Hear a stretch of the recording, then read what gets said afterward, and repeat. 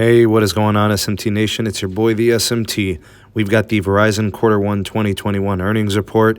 If you're interested in what your favorite carrier is, whether it's Verizon or your competitors, for example, maybe you're a T-Mobile customer or investor or whatever the case may be, there's a lot of information here. Good stuff to know here. All right, so let's go through everything and then we'll do like a takeaways synthesis kind of thing, analysis.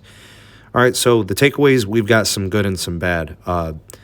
Strong financials. Verizon did incredible for Q1 2021. They continue to generate tons of money, but the customer metrics, not so good. So Verizon has lots of free cash flow. I believe it almost doubled compared to year over year. The cash flow is up by a large margin. They've got growth in service revenue. The media side is doing great. They had additions in the Feye side, but it's the wireless mobility side where we saw some consumer problems.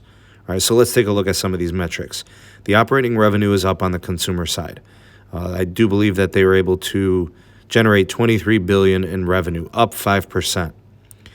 They, on the consumer side, had 326,000 net losses on the postpaid, 225,000 phone net losses. The total postpaid churn came in at an estimated 0.97 with a retail phone churn of 0.77%. From the Fios fiber side, 98,000 net adds. That's the best since 2015. And then from the business customer side, $7.8 billion in revenue. That's an increase. 156,000 postpaid net adds, 47,000 phone net adds with a churn of 1.01. Altogether, we've got a service revenue of $16.7 billion, up 2.4%, 170,000 retail postpaid net losses, 178,000 phone net losses. Retail postpaid churn in total, 0.81. The total postpaid retail churn, 1.03. The SMT takeaways here, the revenue is good. They know how to make money. Their profitability is high. Customers are leaving, clearly. We've got AT&T as, I think, the most likely destination for many of them. Probably some T-Mobile in there. We'll throw in Xfinity and Spectrum and Charter and all of that on the MVNO side of things, as they do offer Verizon service, but they do it as an MVNO. So possibly some prepaid and MVNO there. Stocks did move down in response to this report. The churn isn't too bad or anything based on value. I don't think that's much of a problem.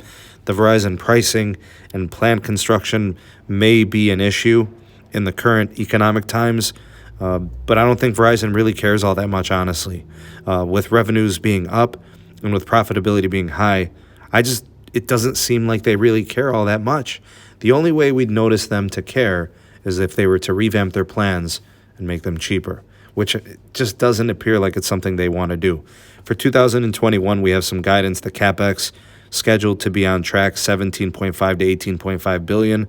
Millimeter wave expansion, new and existing markets, continued LTE modernization, all the small cells and macro upgrades and such. Continued fiber commitment for mobility and for wireline. The commitment of $10 billion for C-band over the next 3 years is there. Throw in an additional $2 to $3 billion on top of the scheduled CapEx dedicated just for C-band for this year. So basically, we could see over $21 billion dedicated to CapEx for wireless this quarter for Verizon, this year for Verizon. We looked at what the CEO had to say.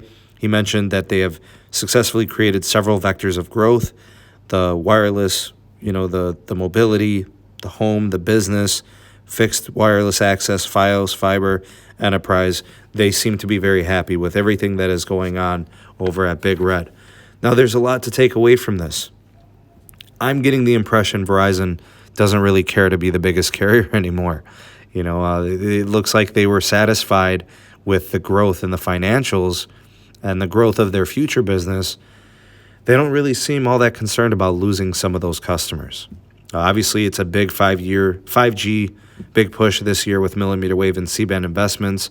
They're not abandoning LTE. They'll continue to compete on the network side, but it just doesn't feel like they care if they hold the title as the biggest carrier anymore. T-Mobile is focused on growth and the consumer side on that metric, and they're doing a good job of that.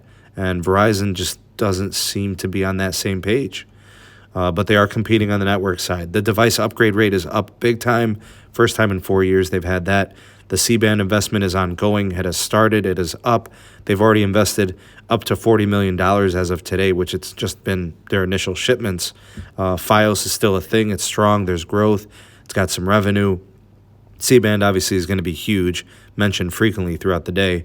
Possible transmission of C-band and broadcasting as early as Q3 of this year, based on early release. No mentions of 5G home internet additions or revenue. I just don't think it was substantial enough, not really noticeable or notable yet. Fixed wireless obviously needs time.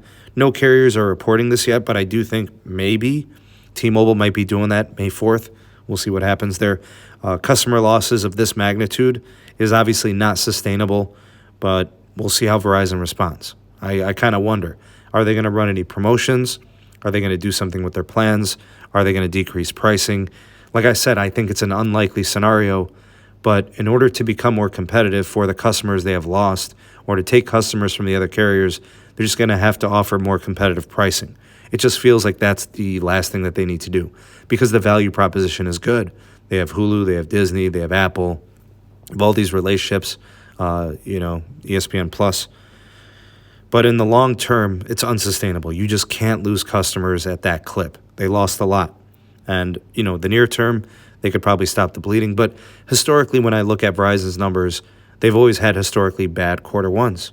So is this just a scenario where it's another bad quarter one, or is it a trend of what's going to happen moving forward in the future? So do they even care to be the largest carrier anymore? Maybe not. Maybe they're not concerned about volume customers. Maybe they really are just going to be focusing on premium and trying to offer a premium experience and sell it at a premium price. So they are the most expensive carrier. They are one of the more profitable carriers as well. Their focus, as CEO Hans Vestberg says, we're focused on high quality customers. So we'll see what happens. Those are the numbers. That's my analysis. You get a little bit of my predictions there, kind of, sort of. But really, overall, from a business side, the metrics financially were tremendous. Just the consumer losses. Does it come back to haunt them? I don't know. You guys tell me in the comment section below. Let me know what you think. The voice of the people, the SMT Nation. Let your voice be heard. Thank you for taking this opportunity to watch the SMT YouTube channel. If you appreciated this video, give it a like and a share to all your favorite social media platforms. Thank you in advance for that. Also, check out some of the links in the description box. We have the SMT Patreon page. We also have the Twitter handle @SneedTech. And do check out the audio-only podcast available on all the major podcast platforms. And if you are new, have not subscribed, go ahead and hit that subscribe button and activate the bell notification icon so you never miss an upload from the SMT. We'll catch you on the next video. Peace.